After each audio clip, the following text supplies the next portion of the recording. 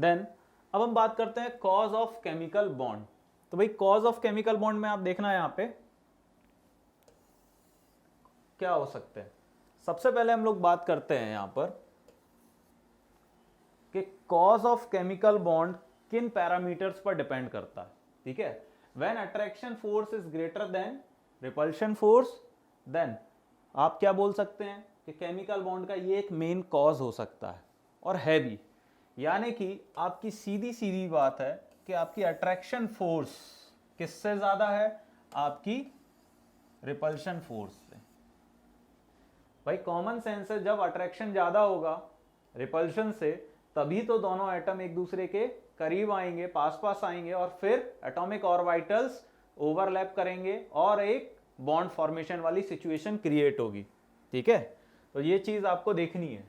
इसे बेटर तरीके से मैं ऐसे भी समझा सकता हूं, पोटेंशियल एनर्जी वर्सेस आपको डिस्टेंस कर्व देखना है बिटवीन टू एटम्स। ठीक है, तो कैसे देखेंगे यार पोटेंशियल एनर्जी का और दो एटम्स के बीच के डिस्टेंस का कर्व, इस तरीके से आप देखिए। ठीक है भाई, इनिशियली कोई एटम है, मान के चलिए कि ये एटम है x और ये एटम है y। ओके, इनिशियली दोनों के बीच में ग्रेट डिस्टेंस है। ठीक है, पोटेंशियल एनर्जी दोनों की हाई है इस वक्त। जैसे जैसे एटम्स एक दूसरे को अट्रैक्ट कर रहे हैं, एक दूसरे के करीब आ रहे हैं, लाइक दिस सिचुएशन, आप इस सिचुएशन को क्या बोल सकते हैं, इंटरमीडिएट सिचुएशन। और फिर यहां पर आप देखेंगे कि ये देख रहा है डार्क ब्लू कलर, ये क्या है आपका ओवरलैप्ड एरिया है, यानी कि बॉन्ड फॉर्मेशन हो चुका है। पहले दोनों एटम्स दूर दूर थे, उन्होंने एक दूसरे को अट्रैक्ट किया, अट्रैक्शन फोर्स ज्यादा निकली रिपल्शन फोर्स से, देन इस तरीके से ओवरलैपिंग स्टार्ट हुई और फाइनली एक केमिकल बॉन्ड बन गया। तो यह है आपका potential energy versus distance curve. समझ में आ रही मेरी बात? ये जो पॉइंट आप देख रहे हैं यहां पर, ये एक ऐसा पॉइंट है जिसमें पोटेंशियल एनर्जी पूरी तरीके से मिनिमम हो जाएगी। ठीक है, यानी कि यहां पर इस पॉइंट पर आपको ये इंडिकेट किया जा रहा है कि ये वो सिचुएशन है जब दो एटम्स बॉन्ड फॉर्मेशन स्टार्ट कर चुके हैं। ठीक है, तो इस तरीके से आपको देखनी है। तो आप देख सकते हैं यहां पर स्टार्टिंग में मैं ये बोल सकता हूं, ऐसे केस में रिपल्शन फोर्स ज्यादा थी अट्रैक्शन से। ठीक है, रिपल्शन फोर्स ज्यादा थी अट्रैक्शन से स्टार्टिंग में। देन उसके बाद क्या हुआ, उसके बाद ये हुआ कि भाई रिपल्शन फोर्स और अट्रैक्शन फोर्स बिल्कुल इक्विलिब्रियम पे आ गए।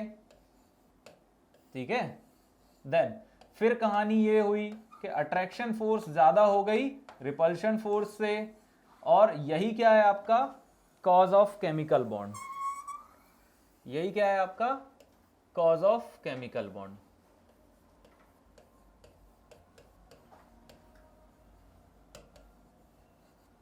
ठीक है, ये कॉज ऑफ केमिकल बॉन्ड वाली कहानी है। ओके, आई गेस आप लोग समझ गए होंगे यहां पर। ठीक है, देन अब हम लोग आगे बढ़ते हैं हमारे नेक्स्ट कंटेंट की तरफ, and that is what, the minimum distance where the force of attraction is equal to the force of repulsion is called equilibrium condition. ये जो आपको मैंने अभी अभी बताया, ठीक है, ये वाला एक क्या हो रहा है यहां पर, फोर्स ऑफ रिपल्शन और फोर्स ऑफ अट्रैक्शन दोनों क्या है, इक्वल हो गई हैं, यानी कि ये एक इक्विलिब्रियम सिचुएशन है। यहां से बॉन्ड फॉर्मेशन जस्ट स्टार्ट होता है। ठीक है, तो आई गेस आपको समझ में आ गया होगा the minimum distance. Minimum distance से मतलब पता है क्या है, मिनिमम डिस्टेंस से मतलब ये है कि दोनों एटम अब एक दूसरे के बिल्कुल करीब आ गए हैं, मतलब कि टच कर चुके हैं। ठीक है, ये एटम X और ये एटम Y, दोनों एटम बिल्कुल करीब आ चुके हैं। स्टार्टिंग में दोनों एटम क्या क्या कहां थे, स्टार्टिंग में दोनों एटम दूर थे। ठीक है, स्टार्टिंग में दोनों एटम दूर थे, फिर दोनों एटम पास आ गए, फिर दोनों एटम्स ने कोलैबोरेशन भी कर लिया, लाइक दिस। समझ में आ रही मेरी बात? इस तरीके से बात होगी। और जब एटम्स एक दूसरे के साथ कोलैबोरेट कर लेते हैं, ओवरलैपिंग हो जाती है, तब सराउंडिंग में कुछ ना कुछ अमाउंट में एनर्जी रिलीज होती है। ठीक है, सराउंडिंग में कुछ ना कुछ अमाउंट में एनर्जी रिलीज होती है। यही एनर्जी आगे चल के आपकी क्या कहलाती है, बॉन्ड एनर्जी।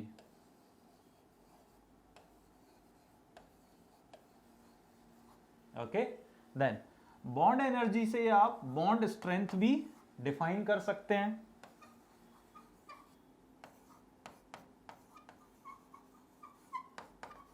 ठीक है, बॉन्ड एनर्जी से आप बॉन्ड स्ट्रेंथ भी डिफाइन कर सकते हैं। बॉन्ड स्ट्रेंथ से आपको क्या पता लगेगा? स्ट्रॉन्ग केमिकल बॉन्डिंग वाला केस, यानी कि इसे आप स्ट्रॉन्ग बॉन्ड में या वीक बॉन्ड में क्लासिफाइड कर सकते हैं। तो अभी तो मैंने बॉन्ड स्ट्रेंथ का मतलब स्ट्रॉन्ग बॉन्ड से कर दिया है। ठीक है, स्ट्रॉन्ग समझ लो या फिर वीक, जैसी आपकी एनर्जी रिलीज हो रही है उसी के बेसिस पर आप बता पाएंगे कि बनने वाला बॉन्ड स्ट्रॉन्ग है या फिर वीक है। ठीक है, आगे बढ़ते हैं। यहाँ पर हम लोग सबसे पहले हम बात कर लेते हैं बॉन्ड लेंथ के बारे में। ठीक है, फिर मैं बॉन्ड एनर्जी पे आ जाऊंगा। तो बॉन्ड लेंथ क्या होती है मैं आपको बताता हूँ। सॉरी, जस्ट अ मिनट, ठीक तरीके से ड्रॉ नहीं हुआ। ठीक है,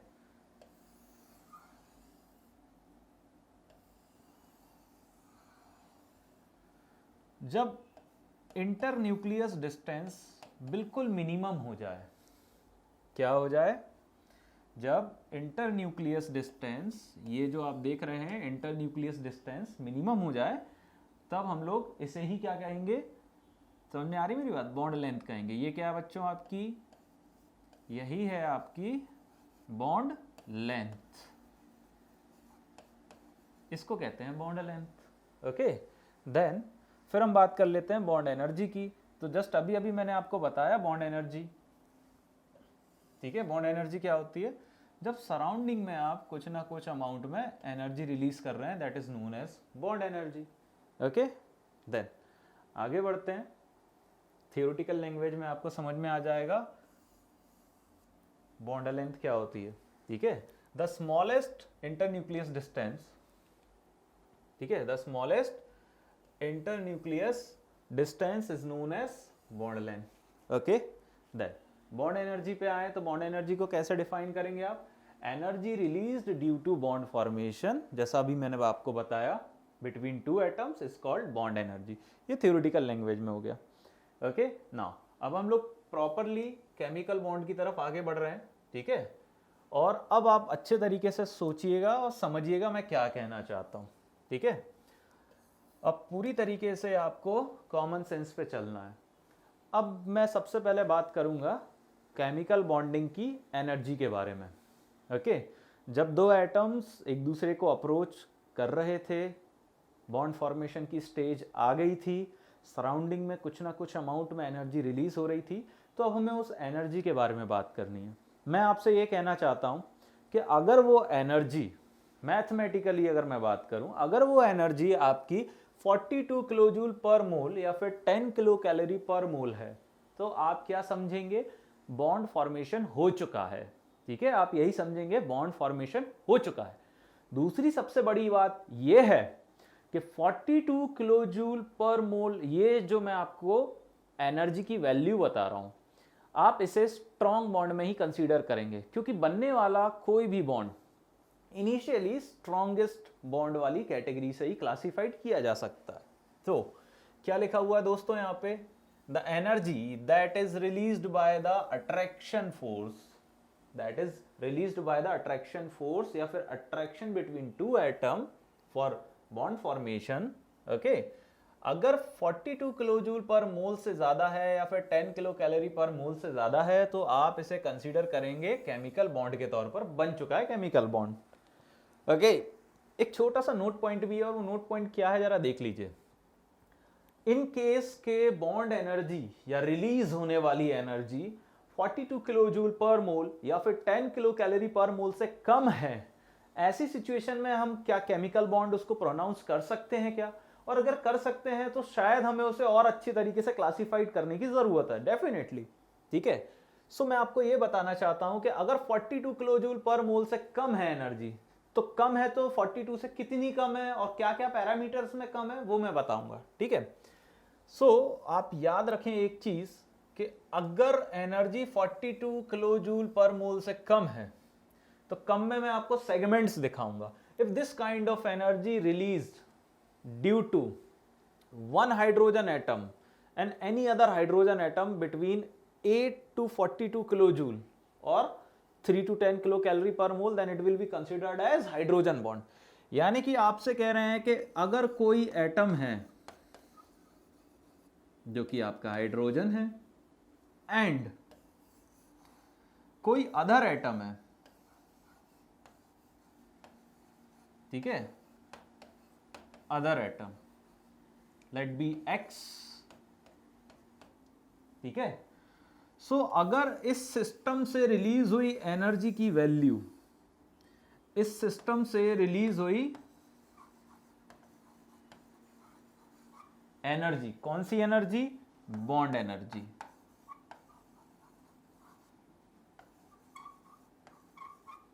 ठीक है, ये क्या है? एनर्जी रिलीज्ड, ठीक है। अगर ये एनर्जी आपकी क्या है? 8 से 42 किलो जूल पर मोल या फिर 3 to 10 किलो कैलोरी पर मोल, तो ऐसी सिचुएशन में आप क्या कहेंगे कि ये क्या है? हाइड्रोजन बॉन्डिंग वाली सिचुएशन है। आई गेस आपको समझ में आ गया होगा, ठीक है। अगर हाइड्रोजन एटम किसी other atom X Y Z something else, ठीक है, से बॉन्ड बनाता है और जो एनर्जी रिलीज हो रही है जिसे हम बॉन्ड एनर्जी कहते हैं, अगर बॉन्ड एनर्जी की वैल्यू 8 से 42 किलो जूल पर मोल के बीच में है या फिर 3 to 10 किलो कैलोरी पर मोल के बीच में है, तो ऐसी सिचुएशन में हम उसे एक नया नाम देते हैं और वो हमारे लिए होता है हाइड्रोजन बॉन्ड। तो आई गेस आपको समझ में आ गया होगा कि 42 किलो जूल से लेस की कंडीशन में मैं किस तरीके से क्लासिफाइड कर रहा हूं। ओके, समझ में आ गई मेरी बात। देन मैं आपको अब ये भी बताऊंगा कि हाइड्रोजन बॉन्ड किस किस एलिमेंट्स के बीच में क्रिएट हो सकता है। सो हाइड्रोजन बॉन्ड जो है, सबसे कॉमन सेंस वाली बात ये है, सबसे कॉमन सेंस वाली बात ये है कि हाइड्रोजन बॉन्ड में हाइड्रोजन तो होगा ही होगा। हाइड्रोजन जो है बेसिकली फ्लोरीन, ऑक्सीजन और नाइट्रोजन से बॉन्ड बना सकता है। और रेयर केस में, ठीक है, रेयर केस में क्लोरीन और सल्फर से भी बॉन्ड बना सकता है, ठीक है। फ्लोरीन की इलेक्ट्रॉन नेगेटिविटी होती है 4.0, ऑक्सीजन की इलेक्ट्रॉन नेगेटिविटी होती है 3.5, ठीक है। नाइट्रोजन की इलेक्ट्रॉन नेगेटिविटी होती है 3.0, हाइड्रोजन की इलेक्ट्रॉन नेगेटिविटी होती है 2.1, ठीक है। क्लोरीन की इलेक्ट्रॉन नेगेटिविटी होती है 3.0, ठीक है। मतलब इलेक्ट्रॉन नेगेटिविटी का खेल है सारा का सारा। सो मेनली अदर एटम में, मेनली अगर आप अदर एटम्स की बात करते हैं तो सिर्फ 3 ही एटम आते हैं हाइड्रोजन बॉन्डिंग में, दैट इज FON, फोन, ठीक है। अगर आपको ये चीज याद करना है कंसेप्चुअली तो मैं आपको बता देता हूं। कई बार क्या होता है कि भूल जाते हैं कि हाइड्रोजन किसके साथ हाइड्रोजन बॉन्ड बना सकता है, ठीक है। तो सीधा सिंपल सा एक शॉर्ट ट्रिक है, आप तो बिल्कुल याद कर लो, FON क्या बोलते हैं बेटा हिंदी में? आपको समझ में आ रहा होगा इसको, फोन। तो हाइड्रोजन बॉन्डिंग का केस फोन में देखा जा सकता है, ठीक है। And sometimes chlorine and sulphur also, because chlorine having same electron negativity with respect to nitrogen, ठीक है। तो आप याद रखिएगा ये बात, ठीक है। और मेन कॉज हमें ये भी देखना होता है कि इलेक्ट्रॉन नेगेटिविटी क्या है, सारा खेल इसी चीज का है, ओके। एंड स्मॉलर साइज, हम जानते हैं फ्लोरीन का साइज छोटा होता है हाइड्रोजन के कंपैरिजन में, ऑक्सीजन, हाइड्रोजन कंपैरिजन में नाइट्रोजन, ओके ना। आगे बढ़ लेते हैं जरा। अब एक छोटा सा नोट पॉइंट और आ रहा है आपकी स्क्रीन के सामने, और वो ये है कि अगर निकलने वाली या रिलीज्ड बॉन्ड एनर्जी आपकी 8 किलो जूल पर मोल या 3 किलो कैलोरी पर मोल से भी लेस हो जाए, तो अब आप क्या करेंगे? ऐसी सिचुएशन में भी मेरे पास बहुत कुछ है आपके पास बताने के लिए कि अगर 3 किलो कैलोरी पर मोल या फिर 8 किलो जूल पर मोल आपको वहां पर इंडिकेट किया गया है, ऐसे केस में हम लोग केमिकल बॉन्ड तो नहीं बोल सकते, हम बोल सकते हैं कि 2 atoms are approaching each other with van der Waals force of attraction और weak force. Generally van der Waals force weak force में ही कंसीडर की जाती है। ओके, आई गेस आप समझ गए होंगे, जब दो एटम्स एक दूसरे को अप्रोच कर रहे हैं लेकिन केमिकल बॉन्ड नहीं बना पा रहे हैं, अप्रोच कर रहे हैं, दैट इज फाइन। अप्रोच करने के कारण, due to approach, if released bond energy is less than 8 kilojoule per mole or 3 kilocalorie per mole, then we will consider this as a weak force of attraction or van der Waals force of attraction, not the chemical bond. Okay, chemical bond नहीं बोलेंगे हम इसे। now तो मैं अब forces का dominating nature बता देना चाहता हूं। हमारे यूनिवर्स में सबसे बेटर फोर्स जो होती है that is nuclear force, then electrostatic force. Nuclear force का मतलब आप समझ गए होंगे, आई गेस कॉमन सेंस है, due to nucleus. Electrostatic force of attraction between ions, ठीक है। Gravitational force and weak force, ये हमारे यूनिवर्स में होती हैं, लेकिन हमें पढ़ना क्या क्या है इस चैप्टर के अंदर वो हम केमिस्ट्री के अकॉर्डिंग ही देखेंगे, ठीक है। हमें न्यूक्लियर फोर्स के बारे में अभी बात नहीं करनी, हमें ग्रेविटेशनल फोर्स के बारे में बात नहीं करनी, हम वीक फोर्स के बारे में बात कर सकते हैं, इलेक्ट्रोस्टैटिक फोर्स के बारे में बात कर सकते हैं। वीक फोर्स यानी कि von der Waals force of attraction की यहाँ पे बात हो रही है, ये बात अभी अभी आपको क्लियर की है मैंने, ठीक है। तो एक पैरामीटर मैंने सेट किया है, एक स्केल है 0, 8, 42 और ग्रेटर देन 42। सो अगर 42 किलो जूल, मतलब ये सुन लो, ग्रेटर देन इक्वल टू 42 है आपकी bond energy, okay, bond energy, तो स्ट्रॉन्ग केमिकल बॉन्ड। अगर 8 से 42 के बीच है बॉन्ड एनर्जी तो हाइड्रोजन बॉन्ड। हाइड्रोजन बॉन्ड में भी ये वाला केस अच्छे से एनालाइज करना है, fluorine, oxygen, nitrogen, chlorine and sulphur rare case, okay. Now अगर 8 से कम है तो ऑब्वियसली वीक फोर्स या फिर van der Waals force of attraction, definitely, ठीक है। और आगे बढ़ते हैं, अब हम बात करते हैं कॉज ऑफ केमिकल बॉन्ड का नेक्स्ट कंटेंट, और वो आपकी स्क्रीन के सामने कुछ इस तरीके से है, ठीक है। पहली बात यह है, जो बॉन्ड बनता है दो एटम्स के बीच वो स्टेबिलिटी गेन करने के लिए बनता है, ठीक है। The bond formation take place to make the system more stable, ठीक है। देन अगर और अच्छे से मैं स्टेबिलिटी के बारे में बात करूं, स्टेबिलिटी का मतलब होता है सिस्टम की ओवरऑल एनर्जी का कम हो जाना, रिएक्टिविटी कम हो जाना, समझ में आ रही मेरी बात। So stability is in two forms, either lowering of energy, okay. Stability को दो तरीके से समझा सकते हैं, या तो ओवरऑल सिस्टम की एनर्जी का कम हो जाना, ठीक है, और एटम्स का वेल डिफाइंड अरेंज्ड होना, ठीक है, एटम्स का वेल डिफाइंड अरेंज्ड होना, इस तरीके से आप देख सकते हो। तो ये जो दो फैक्टर्स हैं इन्हें हम लोग एटॉमिक इंटरेक्शन से भी एक्सप्लेन कर सकते हैं, ठीक है। इनिशियली एटम दूर दूर थे, ओके, फिर एटम्स ने बॉन्ड बना लिया, बॉन्ड बनाने के लिए पहले ये वाली स्टेज आई, फिर प्रॉपर तरीके से बॉन्ड बना लिया। अब मैं बोल सकता हूं कि सिस्टम की ओवरऑल एनर्जी हो गई है कम और मॉलिक्यूल क्रिएट हो गया है, और एटम्स का अरेंजमेंट भी एक दूसरे के रिस्पेक्ट में वेल अरेंज्ड है, ठीक है। फिर हम बात करेंगे कॉज ऑफ केमिकल बॉन्डिंग का सबसे first content, and that is tendency to acquire noble gas electronic configuration. For the example हम बात कर लेते हैं HCl मॉलिक्यूल की, ठीक है। हाइड्रोजन जिसका इलेक्ट्रॉनिक कॉन्फ़िगरेशन होता है 1s1, यानी कि हाइड्रोजन के 1s में हमारे पास एक ही इलेक्ट्रॉन है, लाइक दिस, ओके। फिर हम बात कर लेते हैं क्लोरीन की।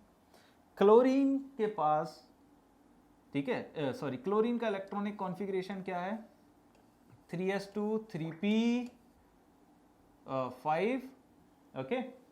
इसे कैसे आप रिप्रेजेंट करेंगे यार, ये है आपके पास 3s2,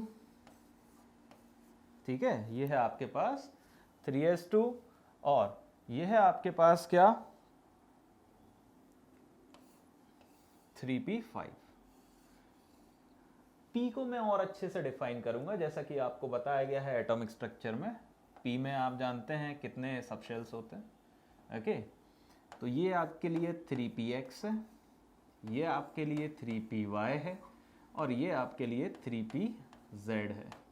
ओके, s ऑर्बिटल और p ऑर्बिटल कैसे दिखाई देते हैं ये भी मैं आपको बताऊंगा आगे के कंटेंट में। Okay, so 3p5 1 2 3 4 and 5।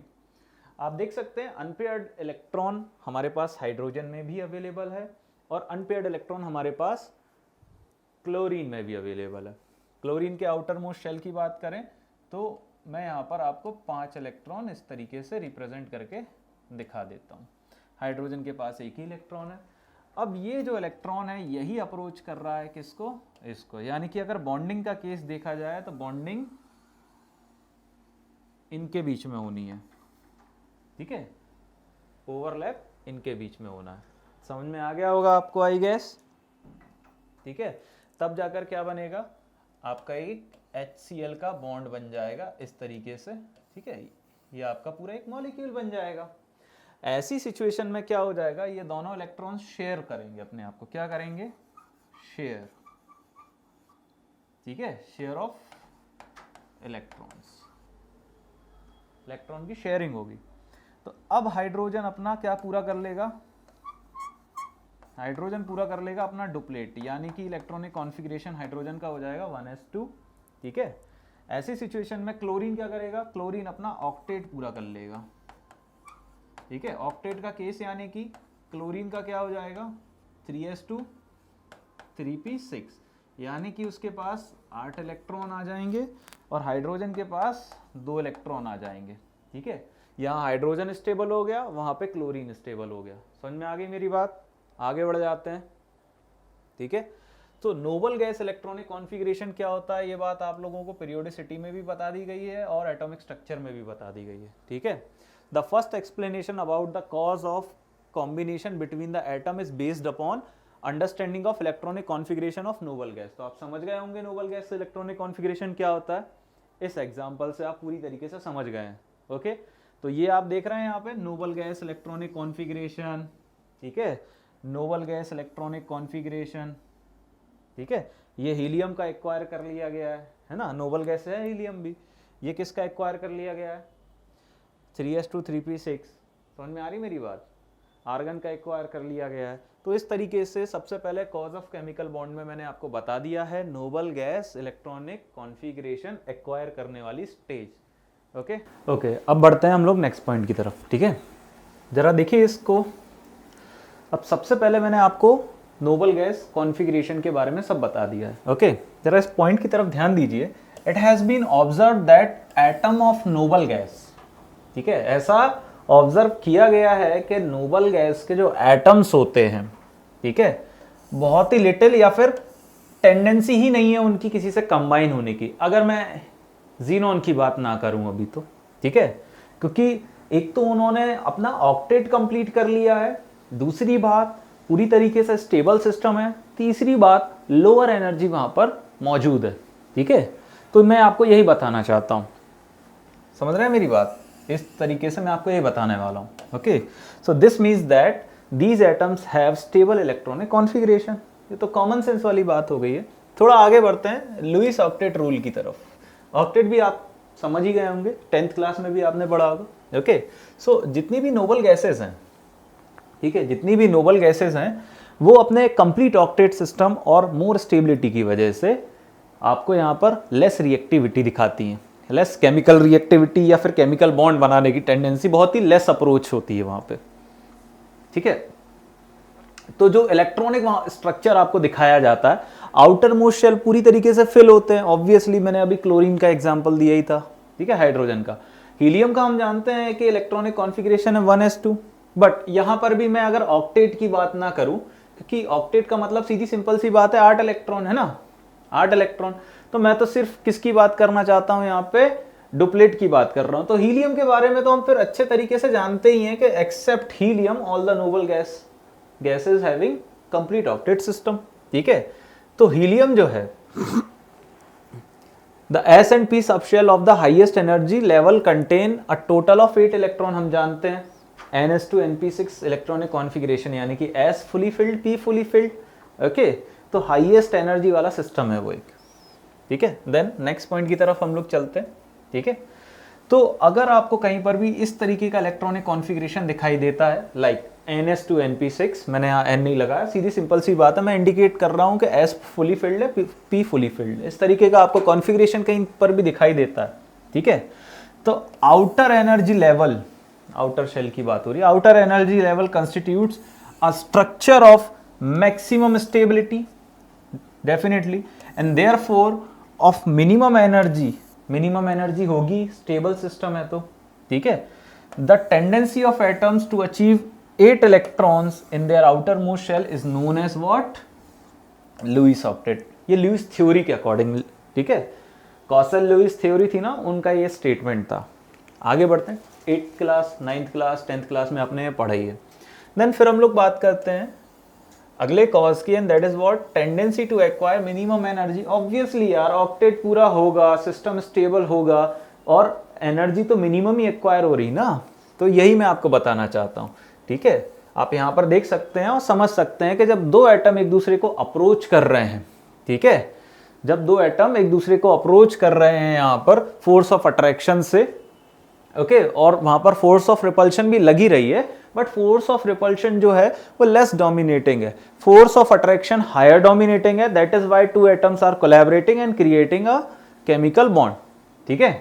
तो इस तरीके से आपको देखना। अब फोर्स ऑफ अट्रैक्शन कहाँ लगती है, फोर्स ऑफ रिपल्शन कहाँ लगती है, वो मैं पूरी तरीके से आपको बता चुका हूँ, ठीक है। रिलीज होने वाली एनर्जी के बारे में भी बताया, that is known as bond energy. उसी से बॉन्ड स्ट्रेंथ के बारे में आइडिया लगता है, बॉन्ड स्ट्रांग है या वीक है, वो उसी से आइडिया लगता है, ठीक है। सीधी सिंपल सी बात है, इसको मैं एक बार डिक्टेट कर देता हूं, सुनिएगा। When two atom approaches each other, new force of attraction and repulsion come into play, ठीक है। The force of attraction are between nucleus of one atom and electron of other atom.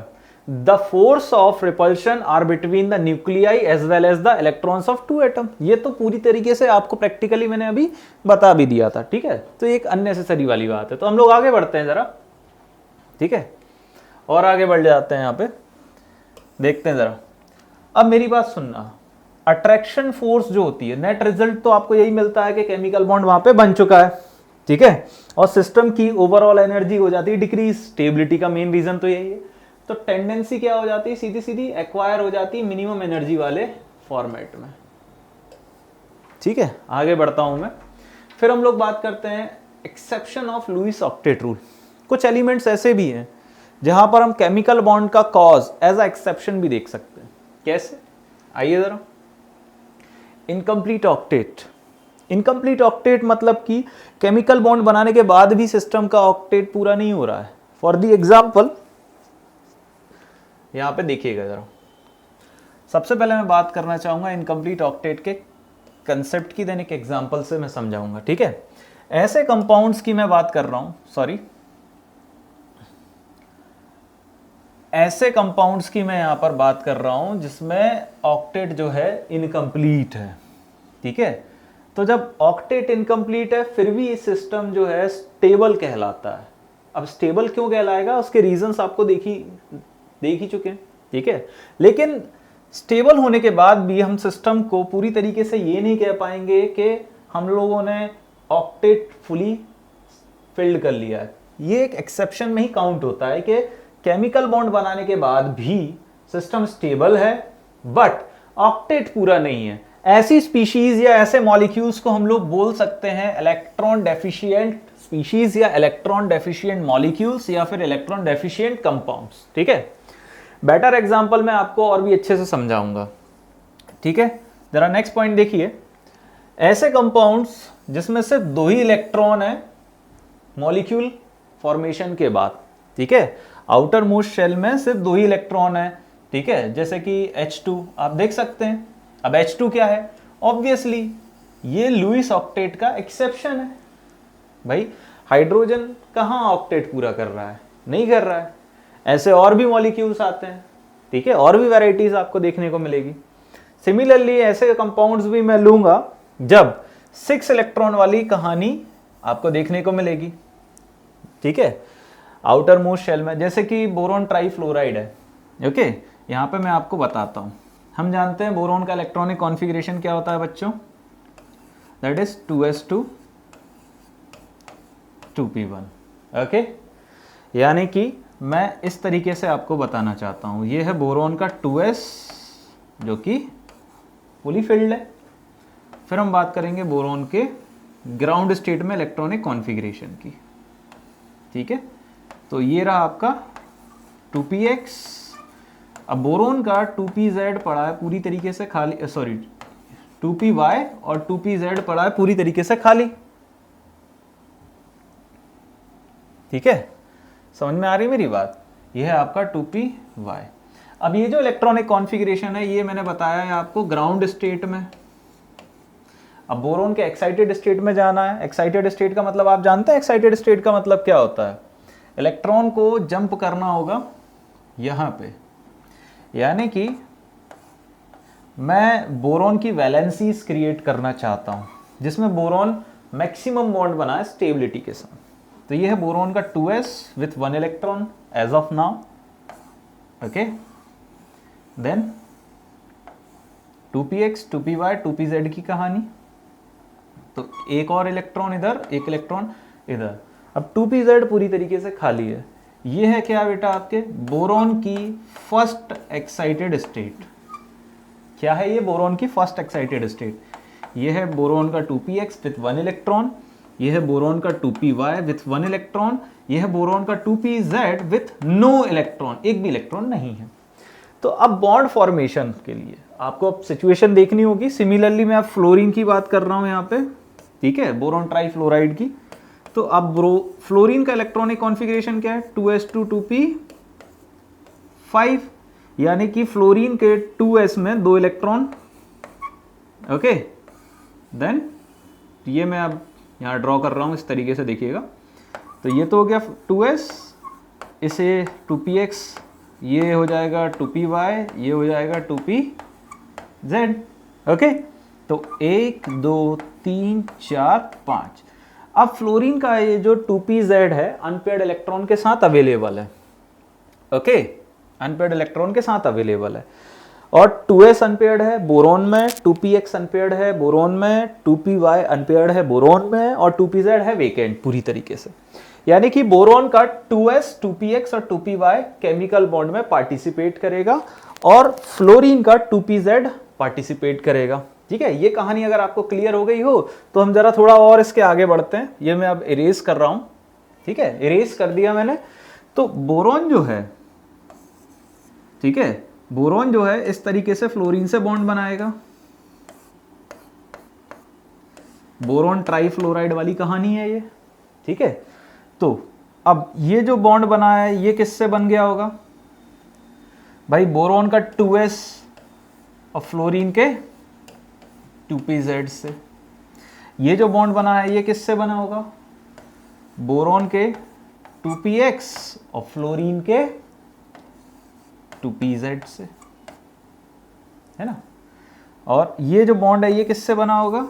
Boron के 2py और fluorine के 2pz से। समझ गए आप मेरी बात? तो अब जरा मैं देखूं बोरोन के कितने इलेक्ट्रॉन्स आ गए। शेयरिंग अगर की थी बोरोन ने, ये भी आपको क्लियर है, तो मैं अब पूरी तरीके से समझा रहा हूं। ओके, अब मैं इसको जरा इरेज करता हूं और आगे हम लोग देखते हैं। ये कहानी बहुत बढ़िया तरीके से आपको समझाऊंगा मैं। Boron first electron, second electron, third electron. Okay, now अब हम बात करते हैं फ्लोरीन की। यहां पर फ्लोरीन और यहां फ्लोरीन। फ्लोरीन के पास 5 इलेक्ट्रॉन्स हैं, 1 2 3 4 5 6 और ये सब। हो गया फ्लोरीन की कहानी इसी तरीके की है कुछ। ठीक है, ओके। अब शेयरिंग किस बेस पे होगी? देखो, सबसे पहले फ्लोरीन का ले लेते हैं। इसने अपना कर लिया ऑक्टेट पूरा, यहाँ फ्लोरीन ने कर लिया अपना ऑक्टेट पूरा, और यहाँ फ्लोरीन ने कर लिया अपना ऑक्टेट पूरा।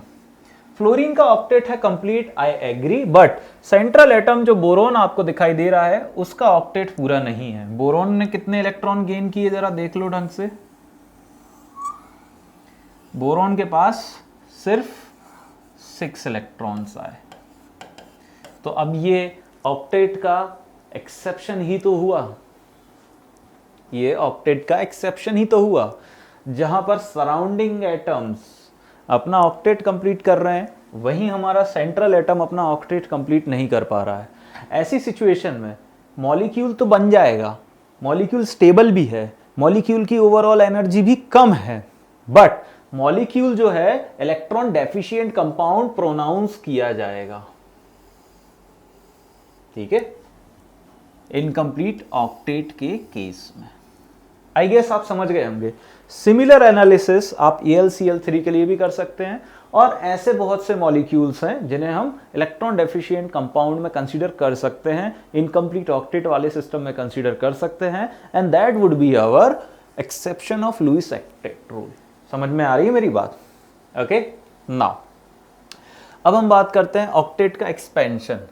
तो ऑक्टेट का एक्सपेंशन भी अपने आप में एक्सेप्शन ऑफ लुईस ऑक्टेट है, यानी कि 8 इलेक्ट्रॉन से ज्यादा इलेक्ट्रॉन्स की अवेलेबिलिटी। कैसे? मॉलिक्यूल्स के एग्जांपल से ही समझाऊंगा मैं आपको। यार गाइस, कुछ कंपाउंड ऐसे भी हैं जिनमें मोर देन 8 इलेक्ट्रॉन्स अवेलेबल होते हैं, मतलब कंपाउंड के सेंट्रल एटम में जो मेन एटम है, ठीक है। अगर सराउंडिंग एटम्स अपना ऑक्टेट कंप्लीट कर रहे हैं that is different thing, but हमारा सेंट्रल एटम जो मेन पार्ट है हमारे मॉलिक्यूल का, वो 8 से ज्यादा इलेक्ट्रॉन एक्सेप्ट कर रहा है या 8 से ज्यादा इलेक्ट्रॉन्स के पास है, तो वो से हम लोग ऑक्टेट एक्सपेंशन की कैटेगरी में ही डिफाइन करेंगे। फॉर द एग्जांपल आपके पास PCl5 है, ठीक है, इसे मैं समझाऊंगा। SF6 है, इसे भी समझ सकते हैं, ठीक है। दूसरी कहानी ये है कि हम लोग ऐसी स्पीशीज को क्या कहेंगे? इलेक्ट्रॉन रिच स्पीशीज या इलेक्ट्रॉन रिच कंपाउंड, ठीक है ना। So the compounds having more than 8 electrons in their outermost shell show the expansion of octet. Common sense है ये हमारा। These are mostly third period elements, ठीक है, mostly third period elements ही इस तरीके का सिस्टम क्रिएट करते हैं, ठीक है।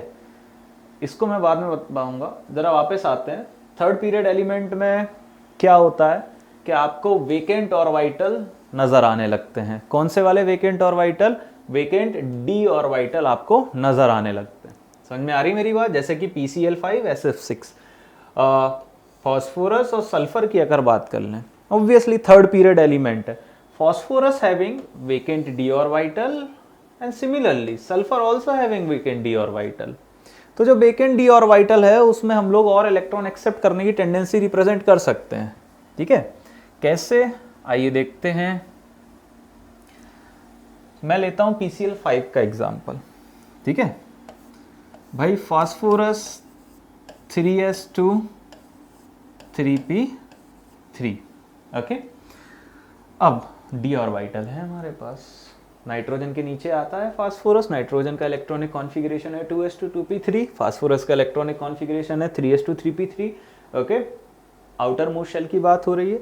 तो इस तरीके से अगर मैं फास्फोरस को दिखाऊं तो आई गेस आप समझ जाएंगे। ये 3s, ओके। नाउ अब यहां देखिएगा, ये है आपका 3px, ये है आपका 3py, ये है आपका 3pz, 1 2 एंड 3। ये इलेक्ट्रॉनिक कॉन्फ़िगरेशन है इस वक्त ग्राउंड स्टेट में, ठीक है। ग्राउंड स्टेट में है तो फास्फोरस की वैलेंसी अभी क्या हो जाएगी?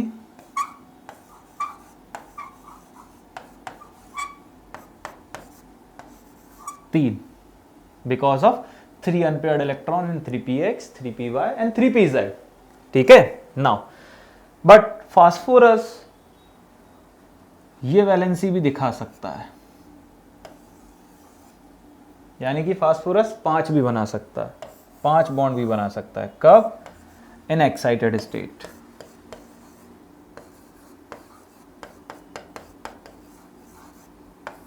एक्साइटेड स्टेट इलेक्ट्रॉनिक कॉन्फ़िगरेशन, ठीक है। और ये कब? Because of vacant d orbitals. समझ गए आप? ओके, आई गेस आप समझ गए होंगे। तो क्या होगा कि फास्फोरस के पास वेकेंट डी ऑर्बिटल अवेलेबल है, तो ये जो इलेक्ट्रॉन है 3s का, ये जंप करेगा वेकेंट डी में और फिर 5 अनपेयर्ड इलेक्ट्रॉन आपको दिखाई देंगे, और 5 अनपेयर्ड इलेक्ट्रॉन की वजह से फास्फोरस 5 वैलेंसी शो कर देगा, यानी कि 5 क्लोरीन से चिपक सकता है। तो ऐसी सिचुएशन में क्लोरीन तो अपना ऑक्टेट पूरा कर ही रहा है, बट फास्फोरस जो है वो मोर देन 8 इलेक्ट्रॉन वाली कहानी बन जाएगी। ठीक है, अब मैं आपको दिखाता हूँ फास्फोरस के टोटल नंबर ऑफ इलेक्ट्रॉन्स। अब मैं आता हूँ डायरेक्ट, अब मैं इतना डीप में नहीं जाऊँगा। ठीक है, BF3 आपको बता दिया भाई, ये है आपका फास्फोरस। ठीक है, ये पहला क्लोरीन आपका लगा है, दूसरा क्लोरीन आपका लगा है, तीसरा क्लोरीन आपका लगा है, चौथा क्लोरीन आपका लगा है, पांचवा क्लोरीन आपका लगा है। क्लोरीन जो है, ठीक है, क्लोरीन जो है वो तो अपना ऑक्टेट पूरा कर ही रहा है। क्लोरीन जो है वो अपना ऑक्टेट पूरा कर ही रहा है। ठीक है, लेकिन फास्फोरस की अगर कहानी देखी जाए तो क्लोरीन ने ऑक्टेट पूरा कर लिया है। जरा मैं आपको अब फास्फोरस की कहानी दिखाऊंगा। ठीक है, अब फास्फोरस के पास जो इलेक्ट्रॉन्स थे वो तो चले गए बॉन्ड बनाने में। ओके, अब टोटल इलेक्ट्रॉन कितने हो जाएंगे? ठीक है, अब देखना जरा टोटल इलेक्ट्रॉन्स कितने हो जाएंगे फास्फोरस का। ये पहला, ये दूसरा, ये तीसरा, ये चौथा, ये पांचवा, और ये 5 उसके खुद के। तो हमारे पास 10 इलेक्ट्रॉन का सिस्टम तैयार है, जो कि मोर देन 8 इलेक्ट्रॉन है। तो हो गया ना एक्सपेंशन, ऑक्टेट का एक्सपेंशन हो गया। इस तरीके से मैं समझाना चाह रहा था। ठीक है।